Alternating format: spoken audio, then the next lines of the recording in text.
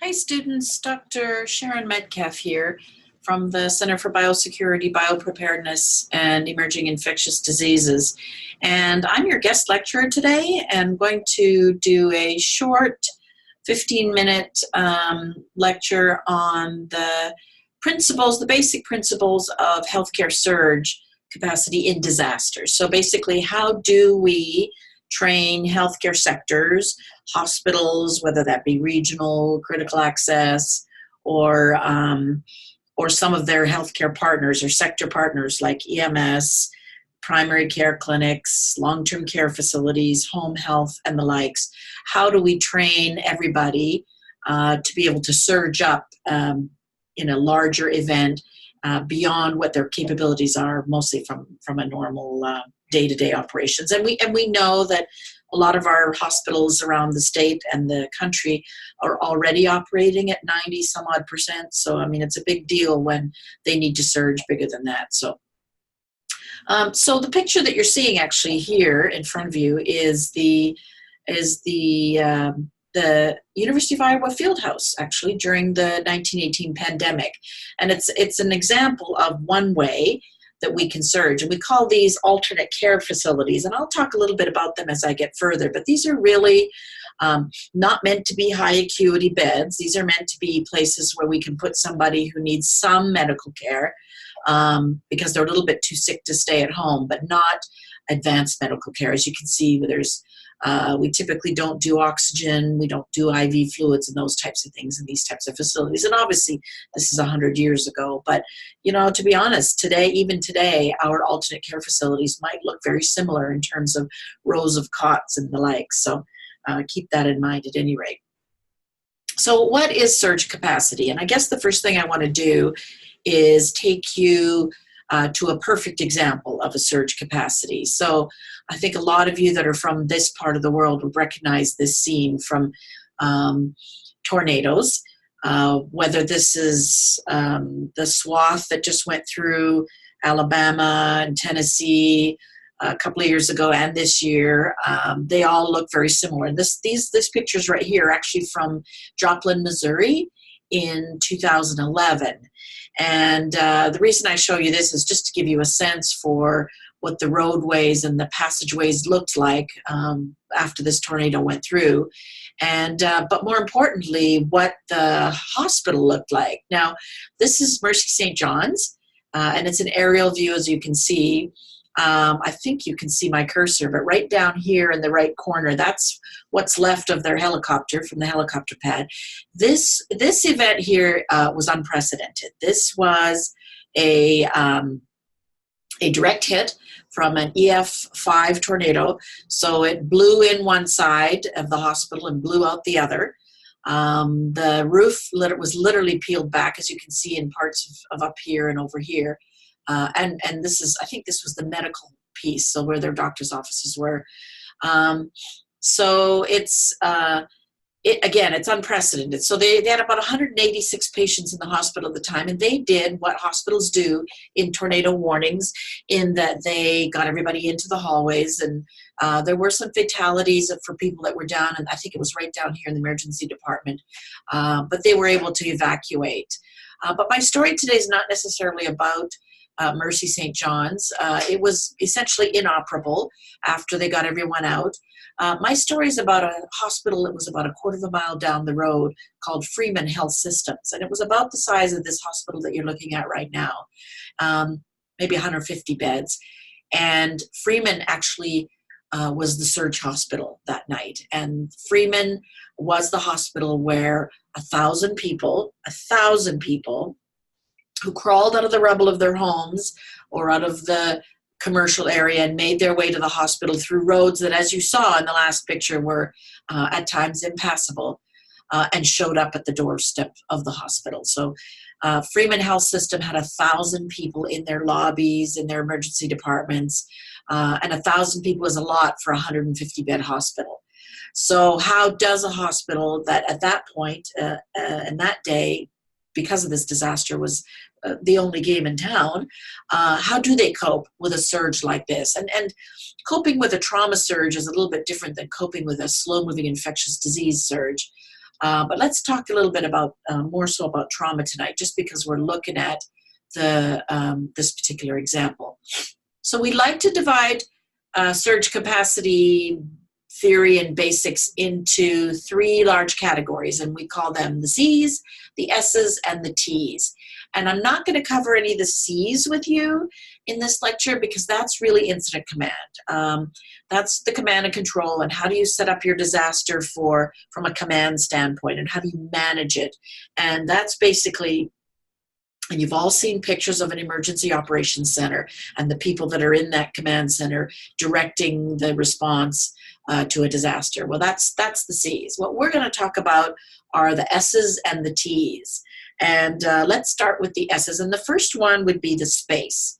So how do you set up your space so that you can handle 500 or 1,000 people that are in your lobby? And one of the first things you have to do is control your access. One of the problems that night at Freeman Health Systems is they didn't do that. So they had people coming in any door they could get in. And you aren't going to be able to triage people. And we're going to talk more about triage when we get to the T's, when you have no access control. If you can control the way people are coming into your organization or into your space, then you can set up, perfect triage areas where you can make sure that the greatest amount of good is done for the greatest number of people. And that's the basis for mass casualty triage, and we'll talk more about that again too. If Freeman is like all other hospitals that I mentioned earlier and is running at 90 some odd capacity, we've got to discharge people, right? So we got to get people out of there so that we can free up beds for all these people coming in. So that's a challenge for any of you that have been hospitalized or know someone who was hospitalized. The discharge process is a lengthy and a very slow process. So how do we rewrite our protocols so that we can get these beds emptied quickly? And some places have devised a mechanism where they basically take people out of the bed and they put them down to a discharge holding area, and then they deal with all of the things like getting discharge planners down there, getting prescriptions filled, and those kinds of things in an area away from the beds, and the beds are available. So that's one way. We've all seen people lined up in hallways, and we've all seen how that happens in a day-to-day operations as somebody's waiting for a bed. So how do we do that? What are the best areas to do that? Are there other areas that we can do that? We obviously want to cancel elective procedures because, especially in the case of the Joplin tornado and Freeman Health Systems, they had to cancel all their surgeries because they did 12 or 15 emergency surgeries for people that came in the door that were needed to be stabilized before they could be transferred or admitted. So often what we do is we convert some areas that already have medical gases, like post-anesthesia care unit, that's the PACU. Sometimes GI labs where they do colonoscopies, etc. Those are sort of exam rooms that have oxygen and the like. So those are perfect areas to expand into that you wouldn't normally expand into on a day-to-day basis, but you've already canceled those procedures, so those are great areas. And then often you'll have higher acuity patients in a surge situation. So for the most part, ventilators are confined to ICU areas, but maybe you have to expand that, and maybe you have to take care of people that are on ventilators on a regular med-surg floor. And the issues with that are, do you have the staff that can do that? So this is what should go into your planning as you're planning for a surge area. And then what are some of the ambulatory care areas or areas that you can use for triage? Because often you have adjoining medical clinics, just like that picture I showed you of Mercy St. John's had a medical doctor's office attached to the building that you could use to sort of to expand that care, and that's really important. So it's not always about patient care space. Remember, you're going to have family members that are going to be coming in looking for their loved ones. So you've got to have a space to handle that, especially for reunification, etc. You're going to have the media there, whether you want it or not. So make sure that in your plans there's some sort of a space that you've put aside for the media. It doesn't have to be in the building, but it should be close enough to the building. So those of you that were on campus here in 2014, 2015, and might remember when we were caring for Ebola patients, the public affairs folks set up a media area down in the Trulson Eye Center, which had a direct view of the hospital. It was a building that wasn't used for inpatient care, so it was actually a perfect setup. So I always recommend hospitals be thinking about that as well. You are going to have tremendous behavioral health issues in an event like Joplin. I mean, there were 160 people that were killed that night, mostly people that were in the commercial area of town, but nonetheless, you're going to have a tremendous amount of mental health support needed that night. You're going to want that care to be given in a separate area as well. All of your staff are going to show up. You don't always want that.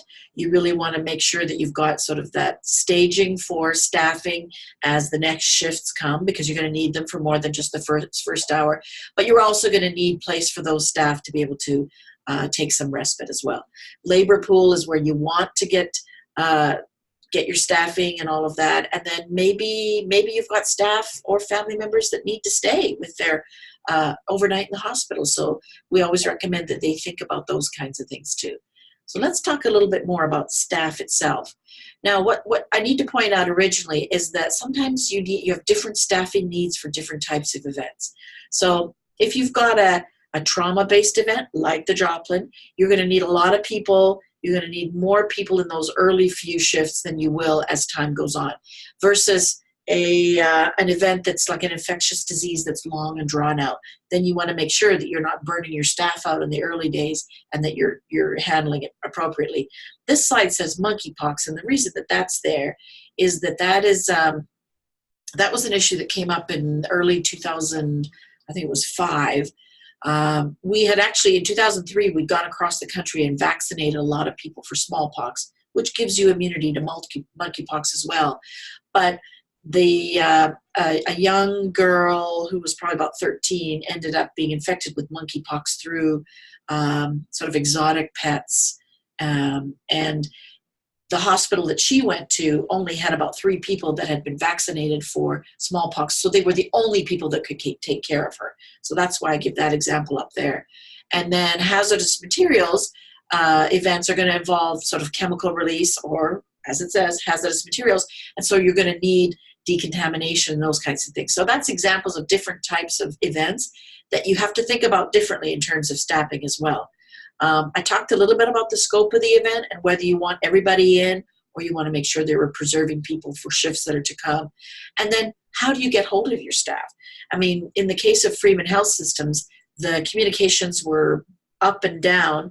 They found that the best way to communicate with staff was through texting, believe it or not, but that's not very reliable. So a lot of hospitals have opted to go to a website that they can, their website with a web page that they can turn off and on to give information out to people so that they can, at least if they can get on an internet somewhere, they can at least figure out, am I part of this call notification and the likes. And then be really clear about what your obligations are for your staff in terms of accepting a patient load and what does that mean. We try to assign staff to specific areas where possible. One of the biggest lessons learned from the Joplin tornado is that the lobby area where they had people coming in with very acute, very gory type of evisceration injuries, they made sure that they had more seasoned staff that were down there and not necessarily some of their newer staff. Support staff are going to be really important because orders are going to be coming in faster than you can process them. And your support staff can actually help you in a tremendous amount of areas that you wouldn't normally think of using them for. So runners from one place to the other if your communication is down, pushing people to diagnostics and those types of things. So very, very important augmentation for staff. Nursing staffs often are a limiting factor. Obviously, you have to have so many. And if you're out in a rural area with a limited number of people, that's a challenge for sure. Staff extenders are what I would call, like your CNAs and your unit clerks and those types of people that can, again, take on more responsibilities. And I'm not saying giving them things that are outside of their scope of practice, but just some of the things that they can do to help you out in that time. And then just-in-time training. We've talked about that for a very long time in terms of, if this is a burn event and you've got a couple of people with burn expertise, then, that's something that you can have them do some just-in-time training to make sure that works. How do you augment your staff? Here are some examples of some ways to do that. If it's an event that's a localized event like the Joplin tornado, then calling in personnel from surrounding hospitals is absolutely an option. If it's a pandemic or an infectious disease event where everybody's in the same boat, then that may not be an option. Pulling your clinic personnel in because your clinics are closed or used for something else is an option too. And then we have outside personnel in volunteer positions that we can call on. Medical Reserve Corps, you can call on retired professionals. We've got civil support teams. We've got Civil Air Patrol. We've got health professions students.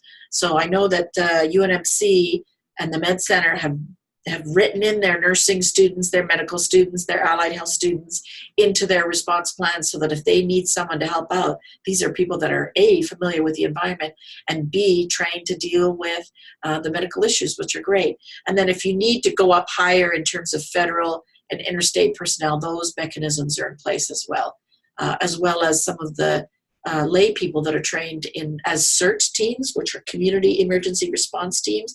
These are people that have a little bit of first aid, a little bit of search and rescue, but enough to where if you needed a little bit of help, they would be of assistance for sure. The stuff, that's your supplies and your things like that you need to be thinking about.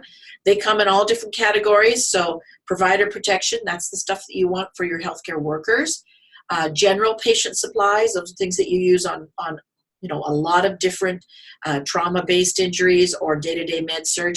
And then you've got specialty patient supplies, which would be for burns or chemical events. And then what are your support supplies? So personal provider protection, as I said, that's protecting your healthcare worker. So that's your personal protective equipment, masks, gowns, gloves, eye protection, all those kinds of things. Medications. So if this is an infectious disease event and you want me as a healthcare worker to show up to work and help out our patients, then you need to have antivirals or antidotes ready for me to make sure that I'm safe and even maybe for my own family. And that's very much part of healthcare planning right now, is that if there is a vaccine for a particular disease and you're asking a healthcare worker to come in and care for people with that disease, then you'd better give that vaccine to the healthcare worker and probably their families as well. And then thinking about reuse and those kinds of other things are really important for not running out of supplies, right? So when I say reuse, I mean, maybe rather than using an N95 for a one-time care event, you can use it, put it in a bag, hang it in the room, and reuse it as long as you're the same healthcare worker on the same patient. That's definitely been known to be suggested. Here's an examples of general patient care supplies, oxygen and suturing and certain medications like morphine for pain and those types of things, catheters, beds, vents, IV pumps. Those are things that you would use on all patients. So you want to make sure that you have a good supply of those, and maybe you have a backup supply in case you need those. Let's talk a little about the T's now, triage, treatment, and transport. And let's start with triage. And we talked about a different type of triage in a hospital. So in regular hospital day-to-day operations, we triage patients based on how critical they are, right? So if you're an emergency department and you have a sore throat that you think is strep, but somebody from a motor vehicle accident comes through the doors that's much more critical than you, then they're going to get treated first. Now, that's different from mass casualty triage, which is where you sort through all of the people that are injured so that you can get those resources to the people that have the best chance of survival if they get the resource. And that's not necessarily the people who are the most ill. That may be people who are slightly less ill than the most ill. And again, it's about the greatest amount of good for the greatest number of people. And we teach entire hour-long classes on how to do mass casualty triage. It's a very different type of triage. Clinicians don't necessarily do it well because they want to save the people that are the most acutely ill. So it's a learned practice, and we work with EMS and we work with hospitals across the state, the region, to make sure that they have people trained in what is called mass casualty triage. So you need to know where you're going to do it. You need to make sure that you have triage officers and people that are trained in this area. We often recommend that you use the same triage tags that your local EMS use, which is a challenge in Nebraska because we have so many volunteer EMS units that they sometimes use different triage tags. But If you can, you can. If not, it's not a big deal. Where are you going to triage them, patients? Is it going to be right outside of your doors? And if so, is that contingent on weather? Is that going to be a problem? Or do you need to have it right inside your emergency department or right inside some of your main loading areas, dock areas, or in your lobbies? It just depends on what it is. And then how are you going to keep that flow going in your hospital as you're triaging patients to diagnostic areas like radiology and lab and things like that? And are those bottlenecks, and how do you resolve that?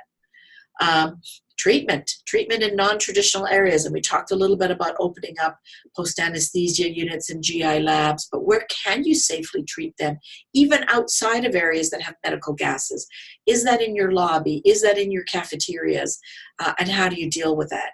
A lot of places have plans to defer some basic care items because they end up being bottlenecks. So fractures can be reduced and set, sutures or lacerations and wounds don't have to be sutured closed. They can be temporarily closed and people can come back in a couple of days. That's definitely something that can be done. X-rays and labs can be the bare minimum, just so that you're making sure you're doing life-threatening, dealing with life-threatening issues first. And then having clinicians use what they've done for hundreds of years, and that's their visual clinical skills, right? In the absence of x-rays and labs and those kinds of things. In the case of Freeman Health Systems, in the case of Mercy St. John's, their electronic health records were down. So what are your backup documentation, paperwork pieces that you need to pull out in a disaster that you would have to use so that you make sure you're documenting everything? And then lastly, it's transport, so internally, how do you get people from where they come into the hospital to the lab or x-ray or to admissions if you need to do that? And what can you use to do that? Do you have enough gurneys? Do you have enough wheelchairs? Do you need to go into your medical buildings and pull all the chairs on wheels and use those equally well as a wheelchair to move people around the building? And that can be done. That can easily be done. And then external transport is, now what do you do once you get someone who you need to get off to another higher level of care perhaps? And how are you going to use those? What are the problems with roadways in a case like Joplin where you can barely get through and those types of things? So you have to have backup plans to your backup plans to being able to discharge people and to get people transferred out to different care if you need them. So that's sort of Surge in a nutshell. It's a process by which hospitals write their plans over a long period of time. They exercise their plans. I'm going to actually have you guys do an activity here in the online class that tries to mimic what it would feel like for an institution to be receiving people at the door. So I'm going to assign you to a different sector, and Dr. Grimm's going to do that on Blackboard.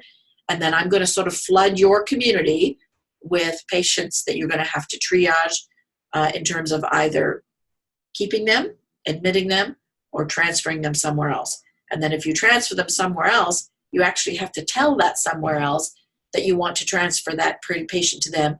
And they're going to have the option to say, no, we can't take that patient. And so that patient now ends up with you, and you have to do what you have to do to care for them and to keep them. So it's an age-old challenge. I want you guys to sort of experience it, albeit a little bit artificial in the online session, but nonetheless, I think you'll get the gist of it. So enjoy, have a good week, and it's been my pleasure to talk to all of you.